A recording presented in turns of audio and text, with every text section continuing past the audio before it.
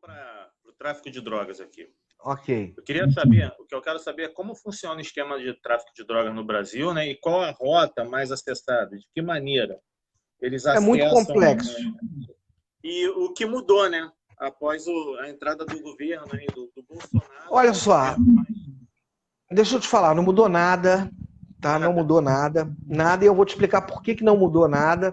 Eu não vou falar sobre rotas, porque no Rio de Janeiro, por exemplo, cada estado tem a sua característica particular, né?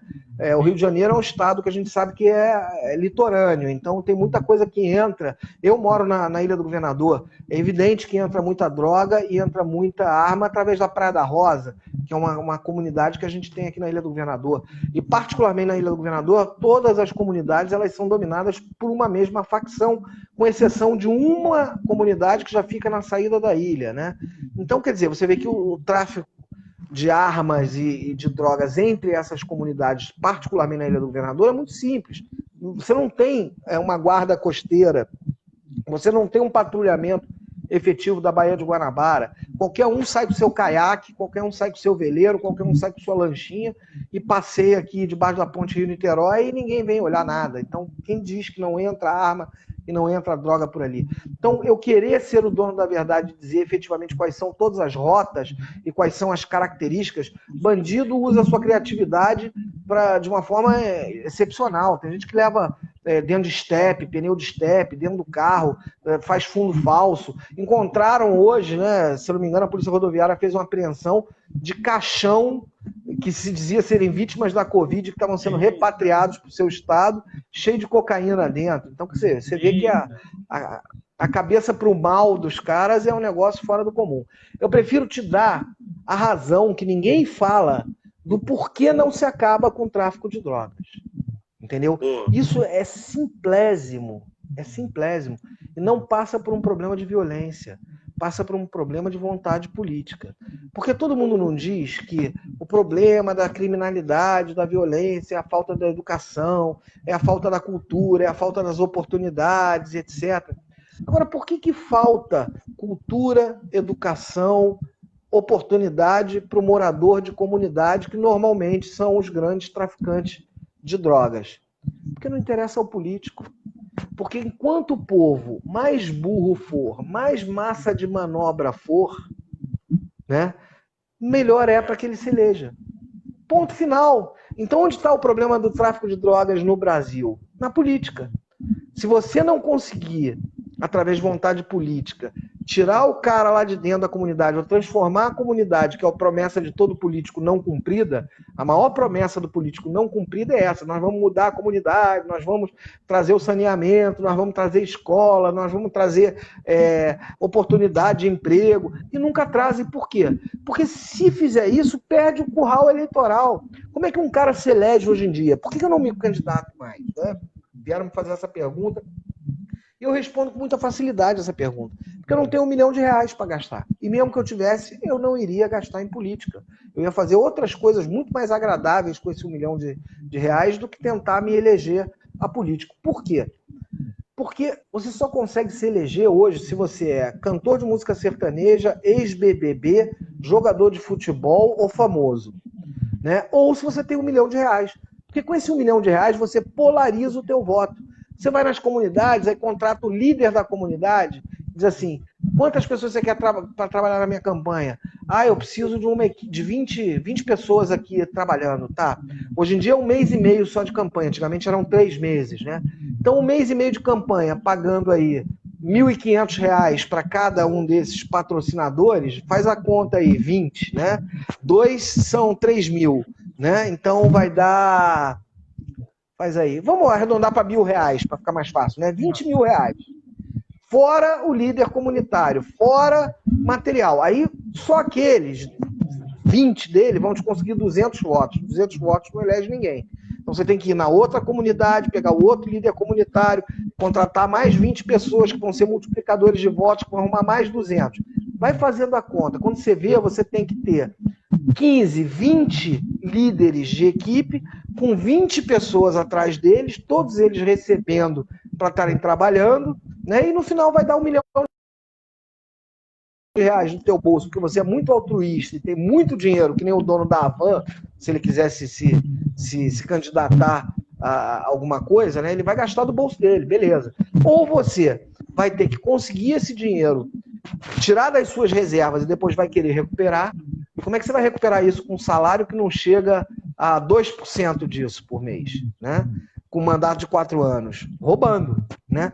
Ou você vai ter que fazer os acordos espúrios, né, com empreiteiras, com outros tipos de empresários, que fatalmente vão estar te cobrando o patrocínio que eles te deram. Não é à toa que, gente, a mesma Andrade Gutierrez, né, ela patrocinava o PT, o PSDB, o PSL, o PMDB, né, cada um com a sua cifra, porque quem ganhar para ela é vantagem, vai estar devendo favor. E eu não estou afim de dever favor para ninguém, porque eu só tenho o meu caráter e não tenho 1 milhão sobrando para poder gastar, e não gastaria porque não iria roubar para repor esse 1 milhão, entendeu? Então, por isso que eu não tento mais me eleger hoje em dia.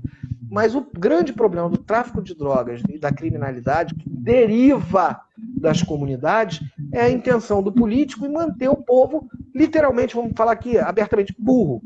Porque enquanto o povo for burro, não souber votar, não tiver ideia do que está fazendo, se vender por uma cesta básica, para eles é muito vantajoso.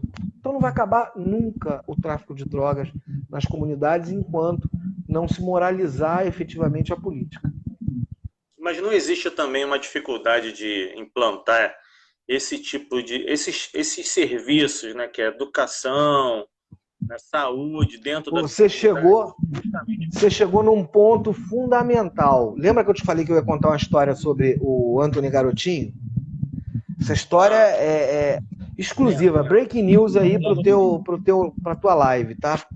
No ano de 1999,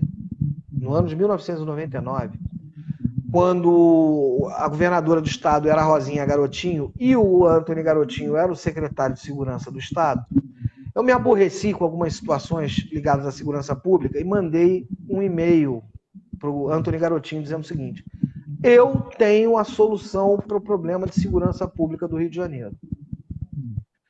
Ele se assustou tanto com Sua cabeça está cortada pelo meio, tá? Opa, peraí. Agora tá. Ele se assustou...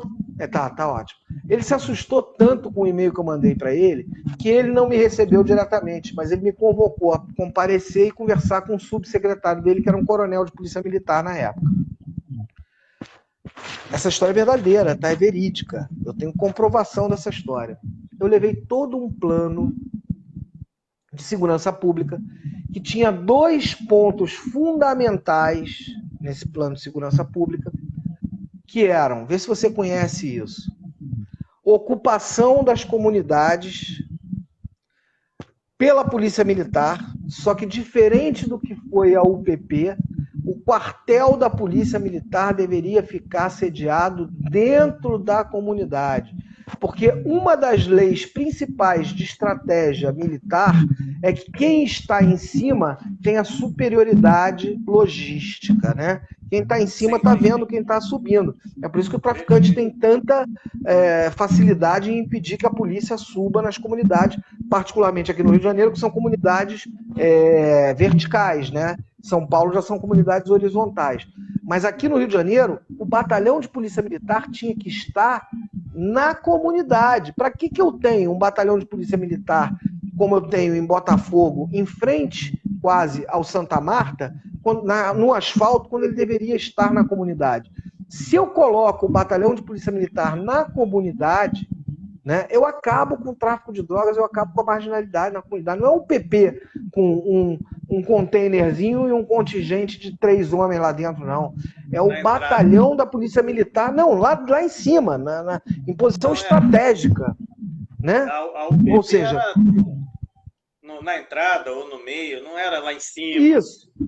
Tem que ser lá em cima, em posição estratégica, onde está o Cruzeiro do Sul, Exatamente, onde está o Cruzeiro do Sul, lá o batalhão de polícia militar. E eu explicava quais eram as táticas para que a gente conseguisse desocupar, passagem de helicóptero, jogando panfleto, informando aos cidadãos que no dia tal iria ocorrer a invasão do morro para ser implantado o batalhão de polícia militar no local, bababá, sem dar um tiro, como foi feito pela UPP, né? Só que o batalhão de polícia militar ia estar lá. E o segundo planejamento era o retorno muito mais bem feito, um retorno muito mais esquematizado do que quem é velho, que nem eu, lembra que era o policial Cosme Damião, que eram as duplas de policiais que circulavam pelas ruas, que conheciam o morador, que conheciam ali quem era o comerciante do local, e que hoje se tornou aí, como é que é, o movimento da Polícia Militar, que é Polícia Legal, um negócio desse aí, não é? Segurança o cara... legal. Segurança legal, né? Então, em 1999, eu dei todo o arcabouço das UPPs, mas feitas de uma forma correta e não como UPP, né? Porque a polícia, se ela é ostensiva, ela tem que ter a base dela em cima do morro e descer para patrulhar aqui a periferia, e não ficar, na verdade, baseada no asfalto e tentando combater o morro, né? Uma dicotomia isso. Então, eu criei todo o esquema das UPPs, mas de forma correta, e todo o esquema dessa polícia legal, isso em 1999, que só foi ser implantado o PP com o Cabral de forma errada, né? E agora esse policiamento legal que está sendo até muito bem falado e muito bem visto, porque tem evitado uma centena de crimes aí. Quando você tem o batalhão da Polícia Militar lá em cima, você tem como trazer iniciativa sociocultural para dentro da comunidade. Porque não tem mais a bandidagem. Então a empresa vai querer se localizar lá, vai querer pagar o imposto, a luz vai chegar lá, porque muitas vezes o cidadão da comunidade não quer também que acabe a criminalidade, porque ele não quer pagar a luz, ele quer continuar com o gatinho dele lá, o gato de luz, o gato de água, né? Mas com o batalhão de polícia... Claro, com o batalhão de polícia militar lá em cima, isso acaba. Você consegue, você transforma aquilo num bairro, efetivamente. E num bairro com os seus deveres, né? E com os seus benefícios também, porque não basta só ter dever, tem que ter benefício. Então, com certeza, as comunidades iam crescer muito com isso, mas fizeram errado. Mas em 1999, o criador das UPPs de forma correta e desse policiamento, do retorno desse policiamento, fui eu, tá? Não foi Cabral nem outra pessoa, não. Tá? Isso tem prova, tem documento lá dentro da Secretaria de Segurança. Só que o projeto era muito melhor, né? Muito, muito. Ah, mas você sabe o que o coronel falou para mim na época? Isso que é engraçado. O coronel falou para mim na época assim: você está viajando, isso é impossível, não tem como, não vai ter como ocupar. Não, o Cosme Damião, não, isso não dá certo, porque o policial não vai querer trabalhar no horário de folga dele, mesmo ganhando ali a gratificação por fora, ele não vai querer trabalhar. E é tudo que a gente teve, né? O PP que não deu certo, porque foi feito errada, e esse projeto está dando muito certo, porque está sendo feito certo, e com a participação da iniciativa privada. Porque muitas dessas viaturas que são descaracterizadas, só vem escrito polícia legal, não é uma viatura da PM, efetivamente. Os coletes, munição, armamento, treinamento, alimentação, são todos custeados pela iniciativa privada, não é o Estado. Exatamente. O Fabiano, essa época que teve essa implantação das UPPs, você acha que as facções elas se juntaram porque perderam alguma força, ou continua a mesma coisa e só descentralizou, foi para o interior? Como é que você viu essa situação da UPP logo que ela foi implantada? Porque eu vi muita gente no interior reclamando que estava aumentando a violência no interior, que estava aumentando a violência em outras cidades, né? Não, a violência, na verdade, não aumentou no interior. Quer dizer, perdão, a violência aumentou no interior, mas ela sempre existiu. Por quê? O sujeito que ele é de uma facção, ok? Ele vai para o morro, ele se forma como bandido. Ele sai dali, daquela facção, e vai ser preso. Quando ele se ressocializar, ele não pode voltar para a comunidade dele. Ele não vai ser aceito na comunidade dele, na facção dele, por ele querer se ressocializar. Olha, você desculpa aí, eu fui treinado por vocês, eu era bandido, mas agora eu quero levar uma vida legal. Não existe isso, o bandido não deixa ele sair, né? Então, qual era a solução para essas famílias desses ressocializados?